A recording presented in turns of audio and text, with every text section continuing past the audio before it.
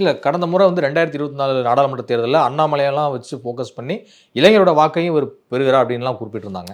இந்த முறை அந்த இது ஏன் அண்ணாமலை இப்போ இல்லையே, அண்ணாமலைக்கும் எடப்பாடிக்கும் வீக்கம் தானே வருது. நாளைக்கு அது அண்ணாமலை ட்ரெண்டுன்றது இந்த 6 மாதம் கழிச்சு தான் எப்படி இருக்க போகிறது தெரியல. பிஜேபி எனக்கு தெரிஞ்சு இந்தியாவில் எல்லா இடத்துல செய்த ப்ளஸ்ஸு நிறையா ஸ்ட்ராட்டஜிக் மூவ், தமிழ்நாட்டில் மட்டும் அவங்க ஏன் இப்படி மாற்றி மாற்றி பண்ணுறாங்க அப்படின்றது எனக்கே டவுட்டாக இருக்குது. $1 மில்லியன் கொஸ்டின்.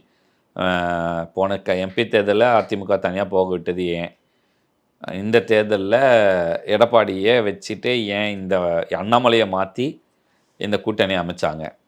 நீங்கள் இன்றைக்கி பிஜேபியை பற்றி யாராவது பேசுகிறோமா? இனி அண்ணாமலை இருந்த வரைக்கும் டெய்லி இப்போ பாருங்கள், நேற்று இன்றைக்கே மைக் பிடிக்க ஆரம்பிச்சிட்டாரு.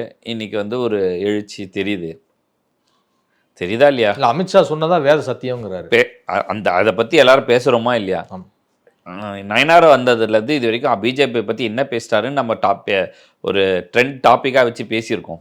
நம்ம டாபிக் எதை பேசுகிறோம்? மக்களுக்கு நம்ம யூடியூப் சேனலுடைய வேலைகள் என்ன, அன்றைக்கி என்ன ட்ரெண்டாக இருக்குது, அந்த டாபிக் என்னமோ அதை எடுத்து பேசுகிறோம். செய்திகளாக மக்கள்கிட்ட கொண்டு அண்ணாமலை டாபிக் வந்தால் நம்ம எடுத்து பேசியிருக்கோம் பல தடவை. இவர் வந்து என்றைக்கு பேசியிருக்காங்க? எந்த கட்சி பேசியிருக்கு?